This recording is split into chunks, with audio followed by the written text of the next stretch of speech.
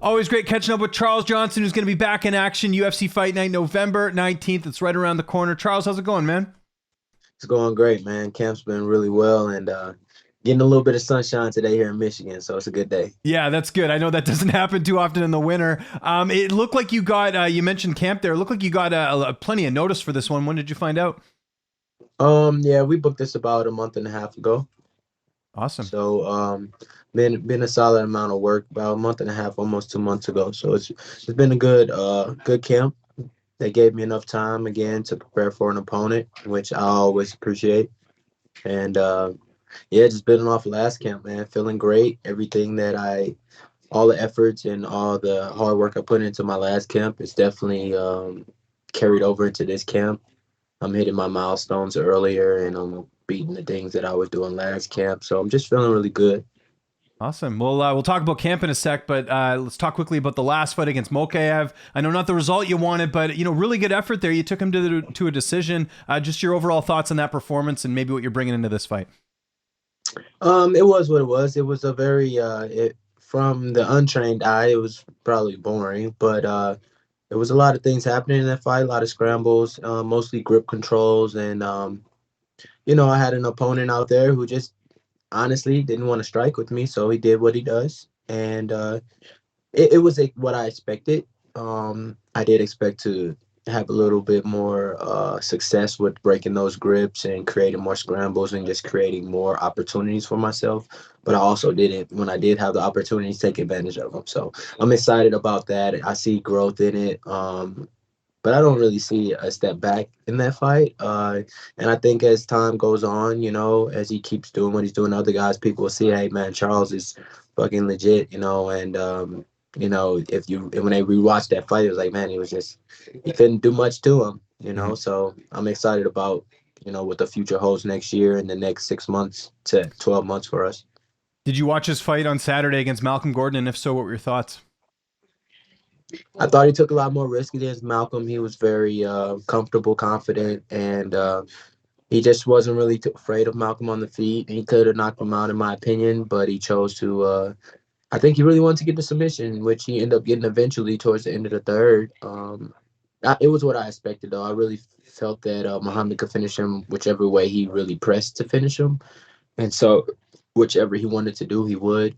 He got a couple times where he got himself in trouble from being a little um, fighting with his ego a little bit and just being a little overzealous, but he was able to get it back to a position and win. And I think the rest of the division, you know, I don't think anyone. This is the highest level of sporting, and fighting. So I don't think anyone's afraid of anyone. And as these fights go on, it's just everybody shows different flaws, so you got to learn what to take advantage of.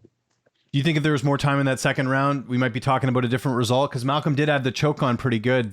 He was kind of getting dicey towards the end there. Yeah, I stayed with Joaquin Buckley and we were watching the fight, and I was like, um, I was actually at my other teammate's house, but I was on my way here, and I told him, I was like, man, it was 5, 10 more seconds. This fight might have went a different way because that was deep, Mhm. But Malcolm got in another position that was deep too and didn't finish. So you never know, we can always say what if, but it definitely showed that everybody's beatable.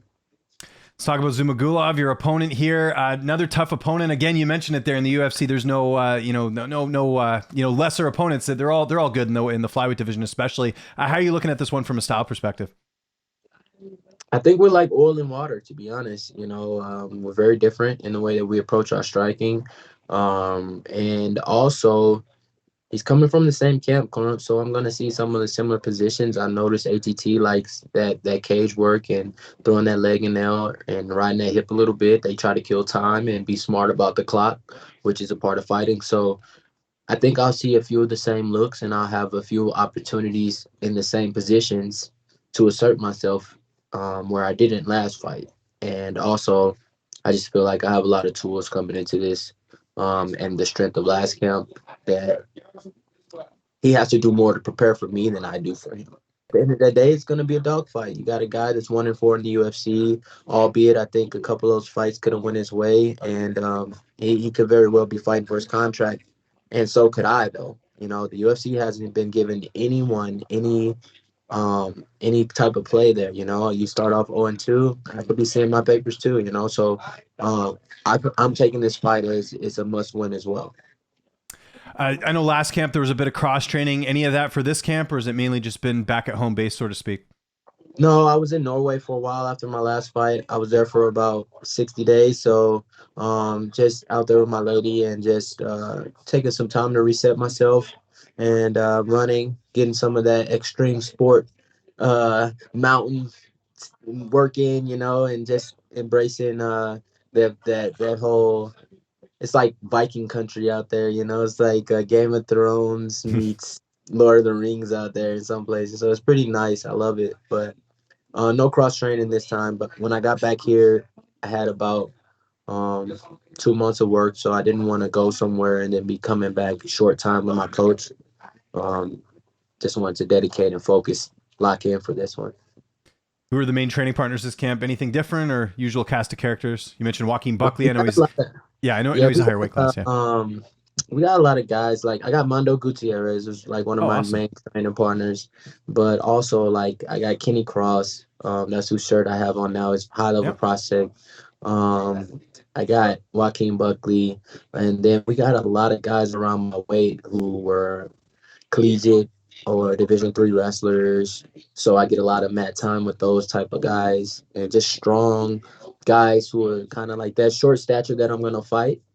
Um, and so I get to get that look a lot and practice from those wrestler type bodies. They want to blitz in and show me that look. So I'm very excited about this fight because I feel like it's an opportunity for me to display my full range of skill sets even more. Last fight was more of like a I don't want to take anything away from Muhammad, but like, I just want to be frank. He just held on to positions for a very long time, and I had a tough time breaking grips. It wasn't much fighting in that fight. There was a lot of scrambles. He thought he would finish me, but it was more holding than fighting in that fight. So I'm looking to put on a show for the fans and show people who I am, where I'm at, and give the UFC a reason to really push me a little bit more.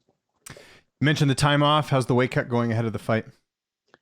To be honest, man, I haven't checked weight not once. I'm always doing the right thing, so this next week I'll start checking weight and seeing where I'm at. But I just been eating clean, eating good, working out, training, doing 2 or 3 days, working out 6 to 7 days a week. This past week was the first time I took an extra day off just to let my body rest. So I felt great today for strength and conditioning.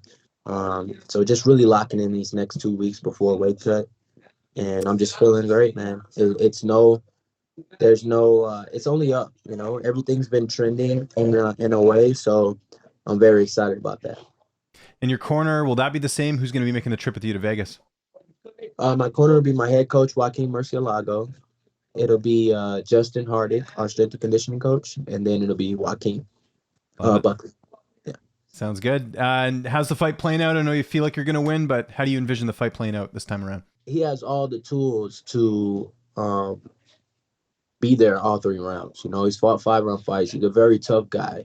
So I'm trying to make sure that I press forward, and I feel like that'll present an opportunity for me to get a finish in this fight 9 times out of 10. And like I said, we're oil and water. Um, I don't. He's tough, man. I don't expect him not to be there, but I do expect myself to show up this fight. I don't know if you saw just before we hopped on here, your former opponent, Carlos Mata, just got signed to the UFC. He's fighting Cody Durden this weekend. Your reaction to that? You guys had a great fight.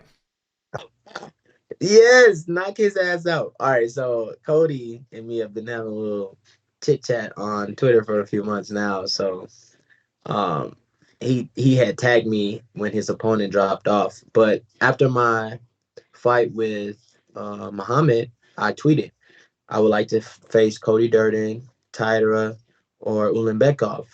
Who would you guys think I'd like to fight? And then he dismissed it. And then he chose an easier fight. And then your opponent not fighting. So I just retweeted those photos back to him from what he said to me. I was like, look, man, you chose the easier fight. After my fight in November, we can run it back. So I want to see Moda knock his ass out. I really do. I want to see Carlos go out there, knock his ass out, please. And then run it back with me because we're going to put on an excellent fight. And I love Carlos, but we're going to put on a great fight. That would be a great fight for the fans. So I agree. And this is going to be a great fight coming up here November 19th. Charles, thanks so much for doing this. Always appreciate the time. If there's anyone you want to thank, any sponsors, any social media you want to plug, I'll give you the last word. I just want to thank you for your time, man. It's always great talking to you, and I look forward to talking to you again soon, man.